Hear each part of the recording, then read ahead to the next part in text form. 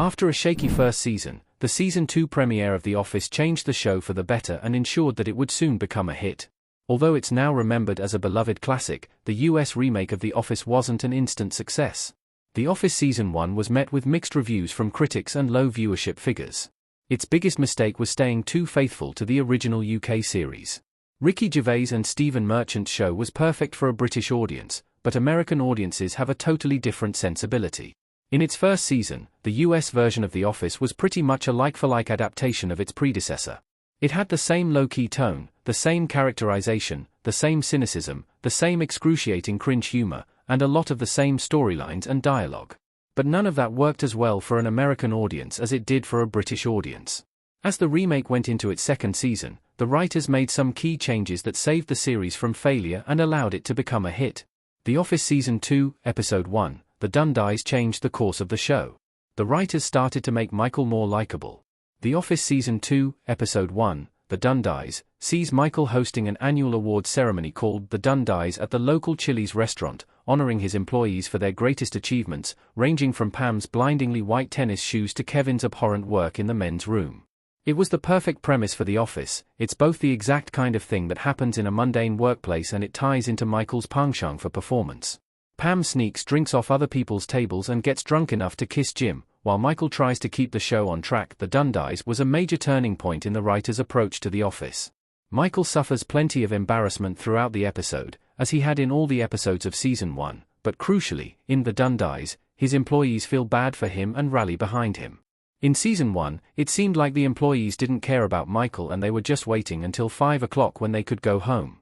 But The Dundies showed that Michael's employees do care about him, which started to create the feeling of a found family.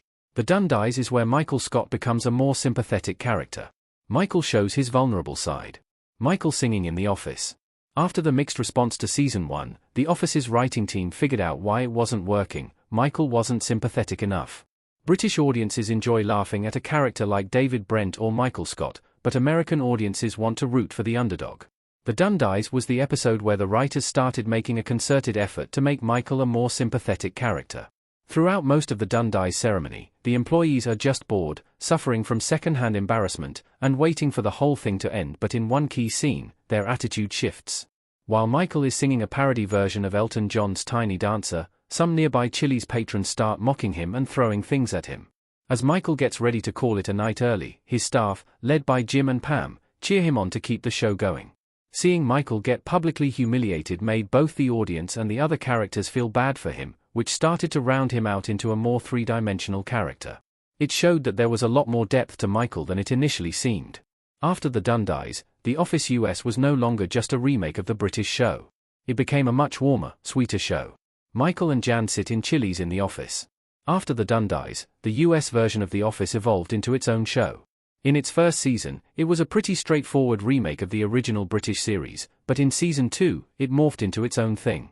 Michael became a more innocent character than David, more in line with what Steve Carell could bring to the role. A few episodes later, in Season 2, Episode 7, The Client, The Office showed Michael to be a good salesman with impressive people skills, explaining how such a bumbling buffoon became regional manager in the first place. The Office's best episodes show how different it became from its predecessor. David wasn't inept enough to grill his foot on a George Foreman grill like Michael did in Season 2, Episode 12, The Injury.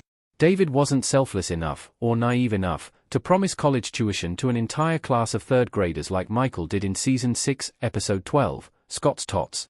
The American remake of The Office became a totally different show than the UK original, and that all started with The Dundies.